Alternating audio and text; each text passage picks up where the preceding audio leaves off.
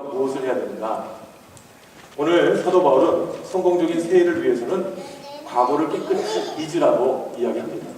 13절 후반절에 오직 한 일, 즉 뒤에 있는 것을 잊어버리고 앞에 있는 것을 잡으려고 라는 말씀을 합니다. 바울이 뒤에 있는 것을 잊어버리라는 이 말을 하는 이유가 무엇일까요?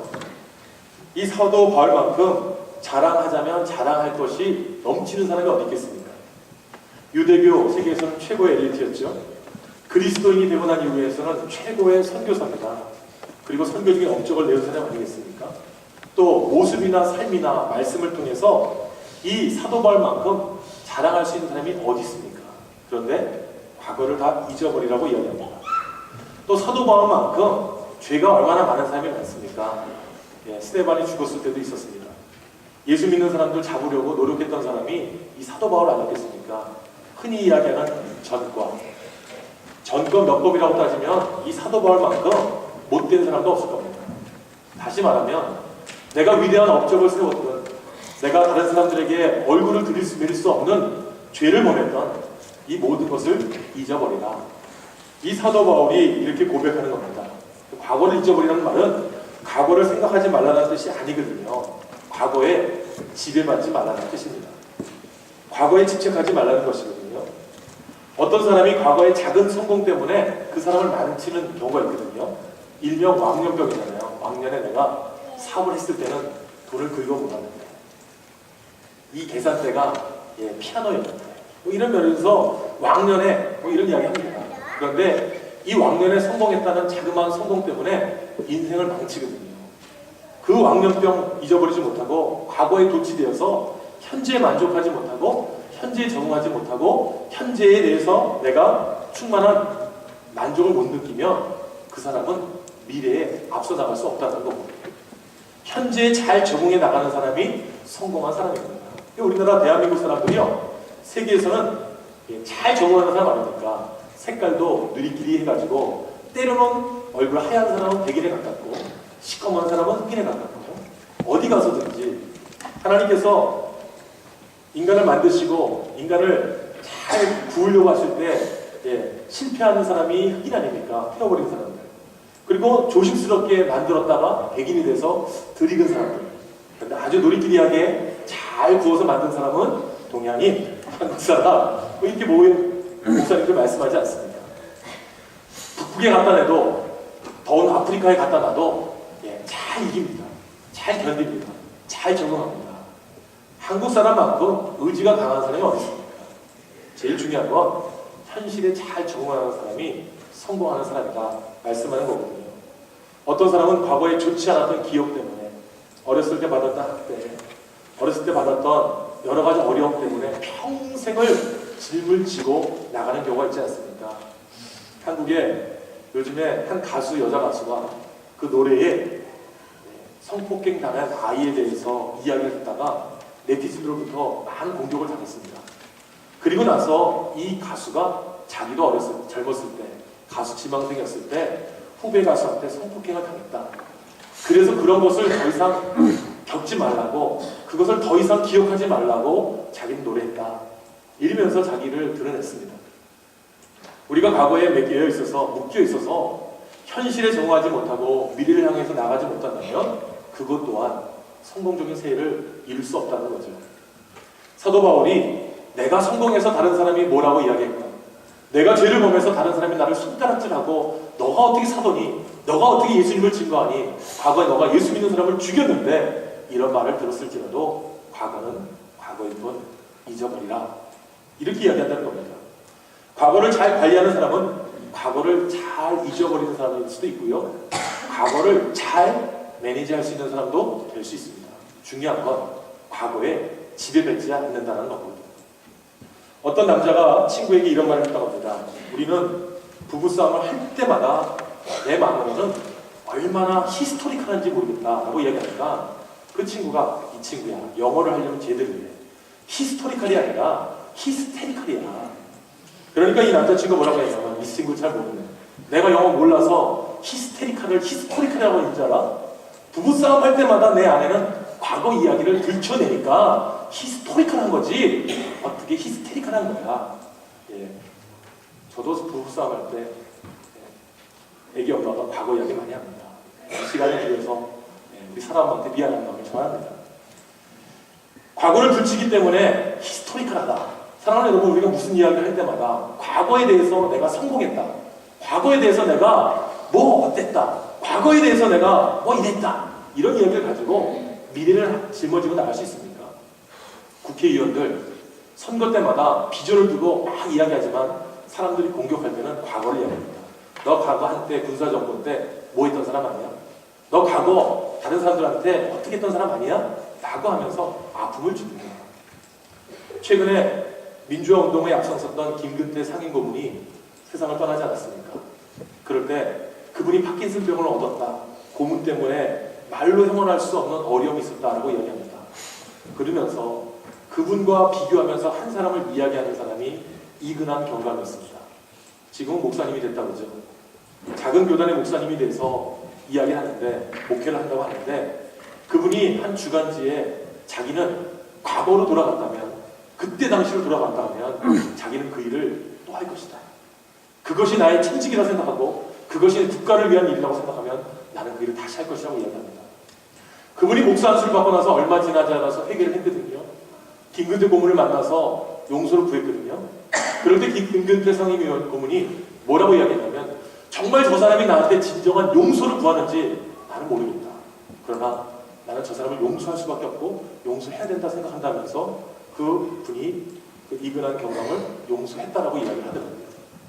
사랑하는 여러분, 과거로 돌아가겠다고 하는 이 고문 기술자도 문제고, 또 그것에 대해서 후회하지 못하고 회개하지 못하고 용서함을 구하지 못하는 지금의 모습도 안타까운 일이지만, 과거에 얽매이면 어떻게 우리가 살아갑니까? 그러나 이 김근태 상임고문은 과거에 자기가 남영동 공안 분실에 들어가서 고문을 당하고 배가 벗을 때 땅바닥에 기면서 수모를 당했다 하더라도 자기의 소망과 비전을 위해서 목숨을 걸면서 몸이 아픈 상황 속에서도 민주화 운동에 앞장서 나가지 않았습니다. 저는 뭐 데모하자, 민주화운동 하자는 이야기가 아닙니다. 삶의 목표를 두고 내 과거, 내 어려움을 이겨나갔던 한 사람에 대해서 저는 그냥 예화를 든 것뿐입니다. 사랑하는 여러분, 우리가 과거에 대해서 얽매이고 과거에 대해서 지배하지 못하고 과거에 의해서 이겨나가지 못하는 인생이라면 우리가 어떻게 미래를 향해서 또 새해를 나가겠습니까? 과거를 떠나지 않은 사람은 지혜로운 사람입니다. 과거를 떠난다는 말은 모든 과거를 잊어버리라는 것이 아니고요, 과거를 온전히 잊을 만큼 담대해진 사람이 과거를 잊을 수 있는 겁니다. 용서할 수 있는 사람이 용서하는 겁니다. 분노가 생겨도 가지껏 하면서 꾹 참을 수 있는 사람이 대범한 사람 아니겠습니까? 어떤 면에서 과거는 기억할 필요가 있죠. 그거는 실패를 반복하지 않기 위해서는 과거를 기억해야 됩니다. 저도 목회를 하면서 이 과거에 제가 경험했던 게 있거든요. 성질 부렸던 거, 고집 부렸던 거, 강하게 했던 거. 앞으로 미래를 위해서 실패하지 않으려면 기억해야죠. 내가 이런 거 무모하게 했다가 이런 어려움이 있었지, 이런 고통이 있었지. 그러면 제가 과거를 기억하면서 앞으로 발전하기 위해서는 기억할 때로는 기억할 필요가 있습니다. 사랑하는 여러분, 어떤 사람이 기억 상실증에 걸려서 의사를 찾아왔는데 이 사람이 이렇게 이야기합니다. 당신의 기억을 되살리려면 당신의 뇌에다가 충격을 줘야 되는데, 뇌에다가 충격을 주면 시력을 잃게 됩니다. 자, 당신의 과거를 기억하기를 원하십니까? 아니면 그 기억하기 위해서 눈의 실명도 무릅쓰기를 원하십니까? 라고 하니까 이 사람이 뭐라고 이야기했냐면, 저는 과거를 찾을 마음이 없습니다.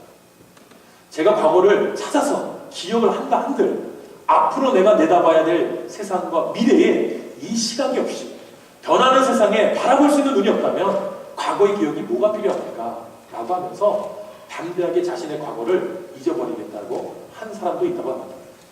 사랑하는 여러분, 과거에 얽매여서 미래를 바라보지 못하고 과거에 얽매여서 앞으로 변화될 세상에 대해서 내가 바라볼 수 없다면 그럼 얼마나 무모한 일이겠습니까?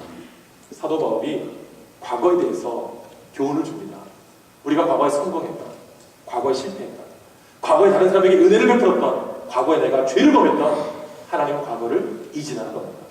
잊어야만 새로운 것, 미래를 향해 달려나갈 수 있다는 것이 사도 바울의 고백입니까?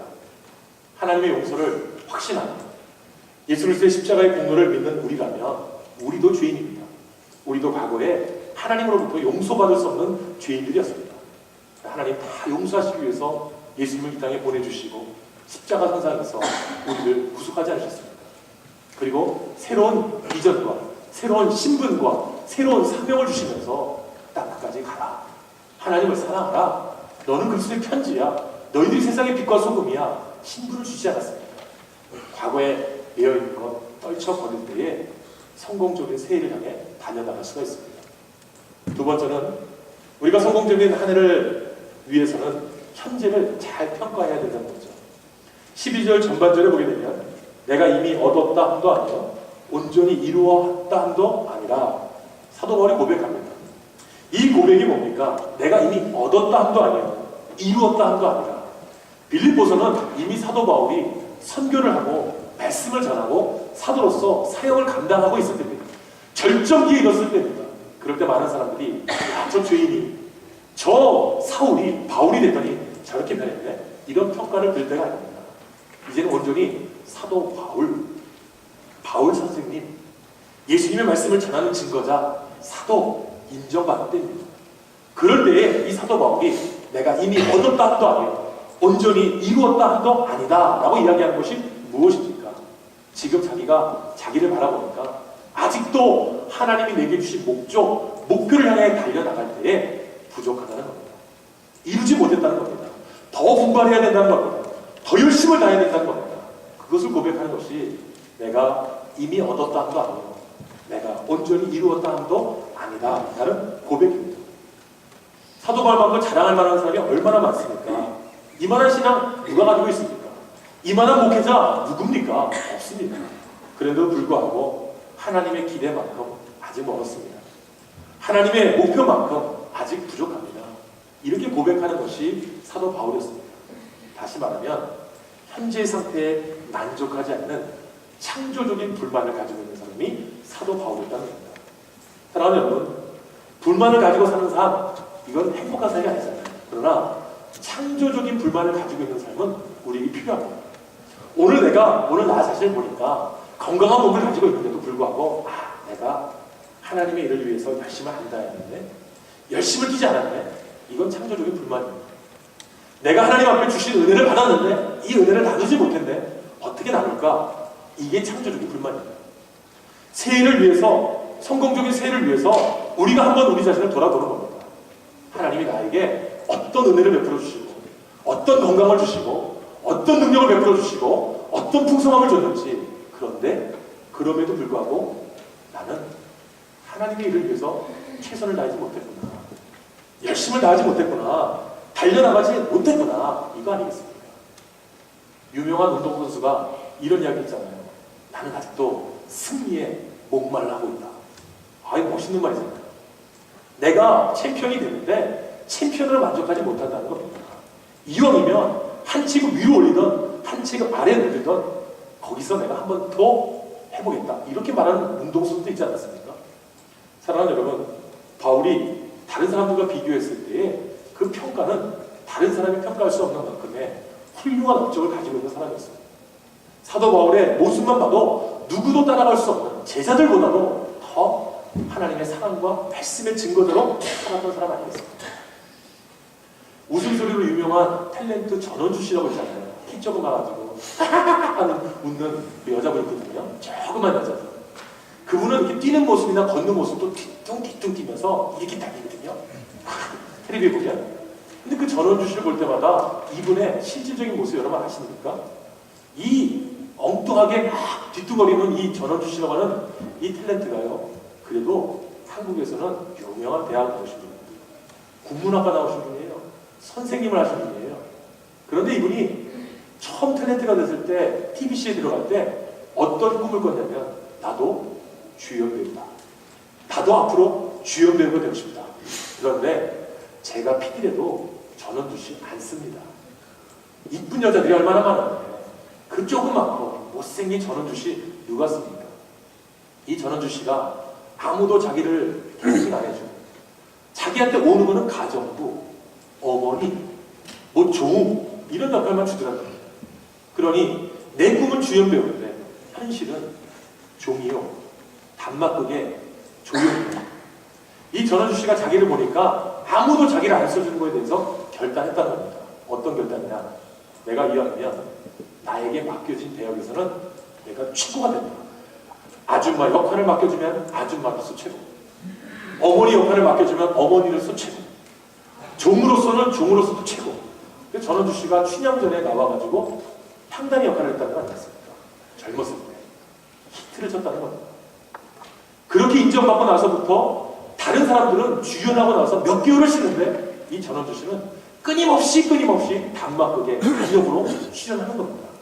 그러다 보니까 경력이 쌓이고, 그러다 보니까 탤런트의 등급이 올라가고, 연수가 지나다 보니까 선배님, 어르신, 그리고 나서 나이가 50, 60이 넘고 난 다음에 코미디 프로에 나가서 웃음 한번 찍고 광고를 하고, 웃음 한번 찍고 사람들이 기억하는 전원주 씨가 되었다는 거 아니겠습니까?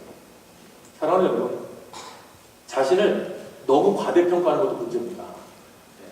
제가 이 몸 가지고 어디 나가서 뭘 하겠습니까? 제가 이 몸 가지고 뭐 내가 잘생겼다는 둥, 몸매가 좋다는 둥, 어디 가서 내가 과대평가하겠습니까?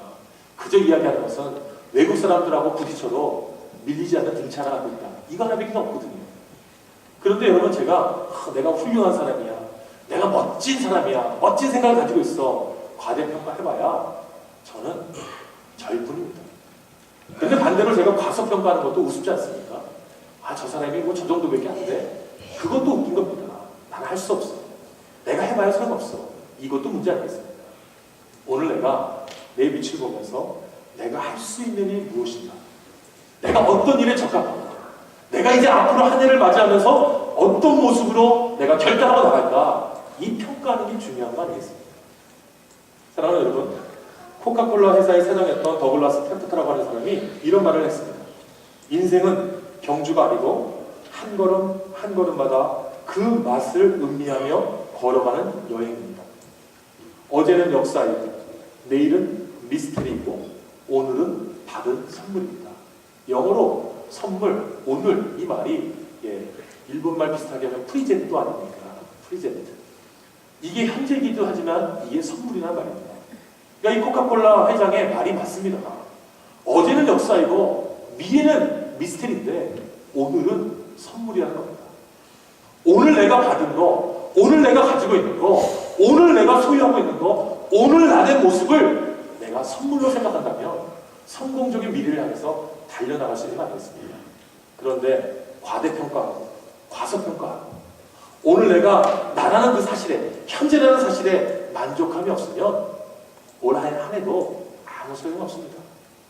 내가 받은 거에, 내가 가지고 있는 거에, 이게 하나님이 오늘 나에게 주신 선물이다, 오늘 나에게 주신 은혜다, 오늘 나에게 주신 축복이다, 이것만 잘 평가해도 미래는 아무리 미스터리하지만 이겨나갈 수 있는 거 아니겠습니까?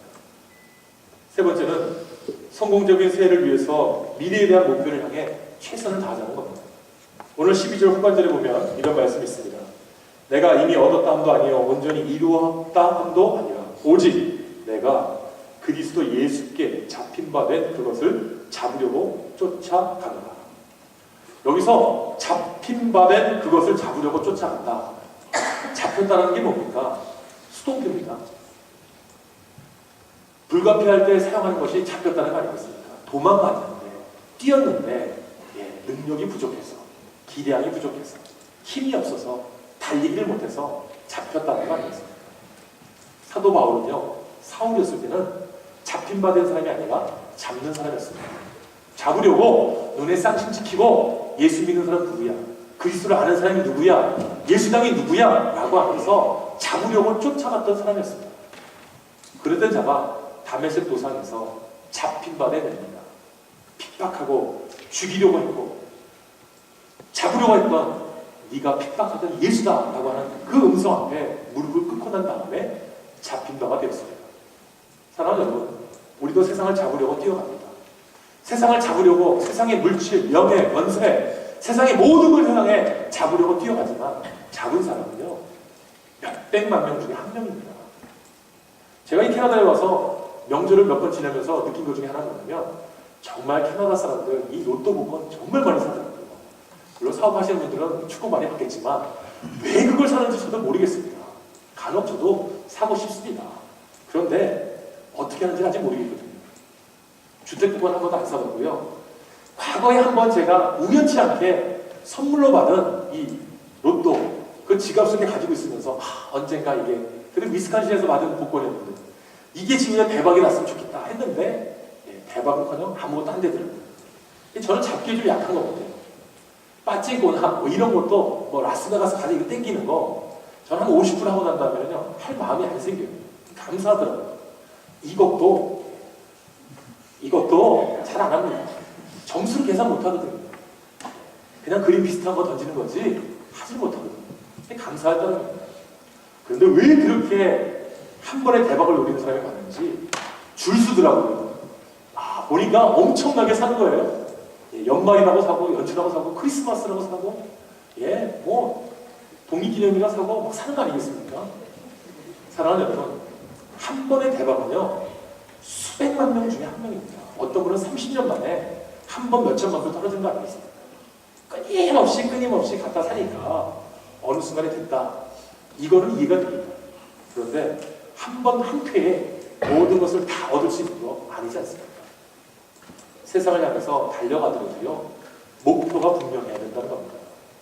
어떤 아버지가 아이한테 맨날 집에서 자고 있으니까 밭을 갈라고 시킵니다. 밭을 갈고 들어온 아들을 보고 밭을 나가보니까 밭이 엉망이거든요. 그러니까 아버지가 야, 너 도대체 밭을 어떻게 간 거니? 내가 가르쳐줄게. 밭은 말이야 딱 앞에 보고 목표를 가지고 어떤 목표를 정했으면 그 목표를 향해서 그냥 갈면 돼. 그러면 반드시 간다. 그리고 다시 내보냈는데 이 아들이 밭을 갖고 들어왔는데 또 엉망인 겁니다. 아버지가 물어요.